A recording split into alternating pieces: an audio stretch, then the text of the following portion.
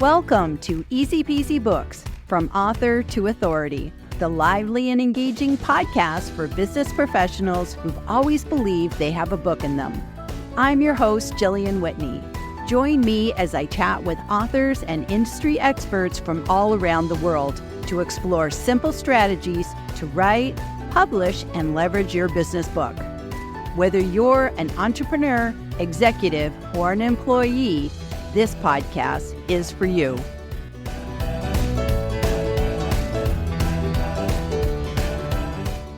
Hello, everybody, and welcome back to another edition of the Easy Peasy Books podcast. Now, before I get stuck in today's episode, I want to mention something. If you've been a regular listener or watcher of this podcast, you may have noticed something a little different this week.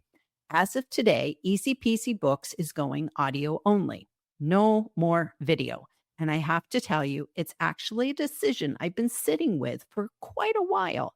Video adds a lot of steps to my podcast process. And honestly, the return on investment just wasn't there. So I decided I'd rather take the time and put that into creating other content. And hey, if you're listening to the podcast, you're not staring at a screen anyways. So welcome to the new normal. Same great conversation, same easy peasy vibe, but now I don't have to worry about having a bad hair day. And I will tell you, the timing of this change, well, let's just say orchestrated by the universe. So let's get stuck in and I'll tell you. So this week is a solo episode and it came out of a weekend that did not go as planned at all. On Thursday, my husband Devin and I decided to drive up to Central Texas for a little bit of getaway. Wanted to go visit my sister and have a chance to just have a breather, recharge our batteries, step away from the computers, and everything started out beautifully. On Friday, my sister and I decided to go have an adventure, and we went to a labyrinth that's located near her in a retreat center, and it's surrounded by cedar trees. Oh my gosh, it was gorgeous. Now, if you've never walked a labyrinth, it's not a maze. It looks like a maze, but it's not a maze. And what happens is it's a single path that kind of goes in circles in quadrants, and then you get to the center, and then you just follow the path, and then you come back out again. And it's amazing. And what you find is that the whole idea is to just walk with intention. You can walk fast, you can walk slow, you can skip, you can dance, you can do a lot of different things. But I like to walk slowly with intention and simply put one foot in front of the other. I don't like to rush. I have no destination anxiety. I just walk. So that's what I did. I took my time. I paid attention to every single step. And it was a beautiful, peaceful experience, something that I absolutely needed. So that was Friday. Come Saturday, whole different story. So we were out in the backyard at my sister's house, and we were helping her to put one of those shade screens up on her patio. So Devin was standing on this ladder and he needed a screwdriver, and there was one on the table. And of course, I was busy looking at my phone, and he said, "Can you get me that screwdriver?" So I put my phone down and I went to grab it, and I was wearing flip-flops, which probably wasn't a good idea in the backyard. And I was rushing. I don't know why. He didn't ask me to rush. That was just my own brain doing that. And I don't know. I wasn't paying attention. And the next thing I know, my flip-flops caused me to flip-flop. I missed a step, probably missed about 3 steps, and I went down hard. This was a nasty fall. Went just right down on my back, tore up my right hand, twisted my right ankle, twisted my left knee. And as I was lying there on the ground, I thought to myself, this was not on my bingo card. I did not see me getting injured this weekend. So, of course, we did the thing with the ice and, wraps and all this kind of stuff. And the next day, we had to make the drive back home. Now, this is a long drive, 5 hours from my sister's house to my house. And I have to tell you, same road, same route, same car, but a totally different journey from the drive up. When we were driving on Thursday, we were happy, we were excited, we were joyful, and we had the music on, and we stopped, we had lunch. I was looking up interesting things and reading them out loud in the car. It was wonderful. But on the way back, I was surrounded with ice packs on my hand and my knee and my ankle. My ankle was all wrapped up, and I now had crutches in the back seat. We did one stop, which was to go to the bathroom. And oh my gosh, it took as long as going to lunch on the way up, because when you have to maneuver crutches when you're trying to get through the Dairy Queen, it's not a fast thing. And it always seems the bathrooms are in the back. So, you don't just hop in. It's like a long, drawn out process. Even had a little bit of an episode with water on the floor, from somebody washing their hands and going, whoops. Poor Devin almost had to come into the bathroom and pick me up, but I caught myself. But the worst thing was when we got back home, because our new apartment is 3 flights of stairs up, no elevator. So I want you to picture this. It's a 5-hour drive. I'm in pain. I'm on crutches, and now I have to do 3 flights of stairs. Now, I didn't know how to even do this, so I actually had to watch YouTube videos in the parking lot to figure out, how am I going to get up these stairs? And I can tell you, it took forever. So, but I did make it. I'm now propped up on the couch with bunches of pillows and blankets. And as I've been kind of sitting here thinking about all this, because that's what I like to do, I began looking for the lessons. And I always figure the universe sends us lessons, never punishments. And we just have to look and see, what are these lessons? You just need to do a little bit of detective work. So, anyways, that's what I'm going to do. I'm going to share the lessons. So the first thing that I keep thinking about is being slow and intentional, versus being fast and inattentive. And so I just kept thinking about the contrast between Friday walking the labyrinth and Saturday rushing and flip-flopping on the patio. And both of them was just the same thing, moving me from one place to another. But in those moments, was I being present? Was I paying attention? Was I placing my feet deliberately? And so that's what I think about. The intention, the inattention is what cost me. Not paying attention to what I was doing. That's what hurt me. And I was thinking about this with regards to writing. And when authors come to me and they're thinking about writing their books, sometimes they're under a lot of pressure. They sense this is something that needs to get done as quickly as possible. And I get it. I understand the urgency. And I always tell people, I will run with you as quick as you want to run, and I will walk with you as slow as you want to walk. And sometimes people have a definite, target. It's like, I'm going to speak at this conference, or I want to get this done on my, 5th anniversary of such and such with my business. People have these deadlines in their head. Sometimes they've even announced, well, my book is launching on, June 22nd. So I want to make sure that it happens in time for the launch. And this stuff is what can really hurt you, is when you're rushing and you don't have intention. So that's the first thing. The next one is, the same journey is never the same journey. So think about what I was talking about. One journey up to Central Texas was beautiful and joyful and really fun in the car.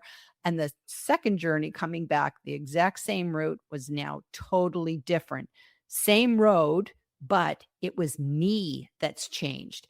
And I'm thinking about my own books. So I've already written 6 books. I have another 2 that are in the hopper that I want to work with. And I can honestly say every single book I've written has been a different experience. It's not just the subject matter that changes. I change. I'm a different person. I am not the same person that wrote the first book, the second, the third, the fourth, and the fifth. And so if you are sitting out there and you're thinking about writing your second book or your third, I don't want you to walk in with a bunch of shoulds. You don't want to be shoulding all over yourself. Don't think to yourself, oh, this should be faster. My editing should be easier. I shouldn't struggle as much writing this book as I did the first book. Because you know what? You are a different person than who you were when you wrote the last book. And some books are going to be easier and some books are going to be harder. And you might even subconsciously be challenging yourself that it's like, this one I want to go into more depth, or this one I want to have a framework, or this one I want to have, want it to be in 3 parts. We don't know what kind of things we're going to put on ourselves. So just remember, every single book journey is completely different because you as an author will change. So, my next lesson is the universe sometimes gives us exactly what we need. So, here I was, thinking about this week was going to be an audio only podcast. And I was actually struggling trying to figure out, well, what am I going to talk about? And I actually had a totally different podcast planned. I will do that next week. But for this one, I wondered, should I do a podcast about changing my format or just mention it in passing or not mention it at all? I really wasn't sure. And as I told you, I've really been struggling for a couple of, weeks to make this decision. And I did make that decision. And this was the week. So talk about, fortuitous timing. I go away for the long weekend. I come home and I'm on crutches. And I'm now able to sit on the couch and record this podcast, which means I don't have to worry about my hair and all these other things. And so I'm thinking about how the universe does give us sometimes exactly what I need. Thank goodness I had already made that decision to switch to audio so that I'm now not stressed out trying to figure out how am I going to look good on camera. I don't have to worry about that. And I think about my journey with writing and how the universe gives us exactly what we need. And I know that one of my books I actually wrote when I was recovering from pneumonia. I recorded it chapter by chapter, laying in bed. I just whipped out my phone. I used Otter AI and I literally, it's almost like I channeled it. I don't actually, channel my writing, but it felt like it because it literally flew out of my head. I was able to speak that book into existence. And it was wonderful because it was like the universe gave me this writing window and everything was fresh in my head. And afterwards, I was able to, once I had recovered from the pneumonia, sort it out, reorganize it, make it nice and whatever. But I got all the content out of my head and onto the page. So the universe gave me exactly what I needed. And I think to myself, I could have wasted that month recovering from pneumonia by Netflix binging, but how would that have served me? Writing a book was a much better thing. So the next lesson, or actually, I think of it as the bonus lesson, is that having these crutches, I've learned to ask for help. And this is interesting. On all the years that I have been on this planet, I have never, ever in my life had to use crutches. And let me tell you, this is a whole paradigm shift. Everything takes so long. Getting up in the middle of the night to go use the bathroom is a whole different thing. I can't just whip into the kitchen and make my breakfast. I can't make a cup of tea. I can't even grab my own phone charger. I can't do anything. And I'm having to ask Devin, my husband, for help. And I'm a very autonomous person. I don't like asking people for help. And it's really made me realize how much I take for granted on my on my daily schedule, how I'm just able to do things. It's making me realize, wow, so much of my life I live on autopilot. I don't even realize that. So now I'm feeling bad about asking for help. But here's the lesson. I'm actually being more intentional about what I ask for because I know Devin's got a lot to do. He's not my 24/7 caregiver. He's got his own work. So now I think about, do I really need that? Do I really need these things? I'm off autopilot and I'm being very intentional. So how I was intentional in that labyrinth, I am now doing this in every part of my life. So here was the biggest kicker. We had to switch sides in our bed. So I don't know. I think we've been married for about 30 years. I'm terrible with dates, so I never remember exactly. But like some couples, we have our side of the bed, and we've always had our side of the bed. His is his side, my side, and that's just the natural order of the universe. But last night when we were going to bed, because we were finally back in our own house, I looked and I thought, I can't be on my side of the bed because it's farthest away from the bathroom. And there's just such a narrow strip of walking space at the foot of our bed that I knew the crutches couldn't get through because there's a dresser and a TV and all this kind of stuff. So I realized I needed to be on Devin's side of the bed. And I had to get my courage up to ask him. And he was like, oh, for gosh sakes, of course we can switch sides. And we've never talked about switching sides. So it was really interesting to actually now go last night and be lying there on a whole different side of the bed. And I have to tell you, everything looked different. The room looked different. Everything gave me a whole perspective change. And again, I see this like our books, whether we're talking about the side of the bed or we're talking about our approach to writing or the book that we think we're supposed to write.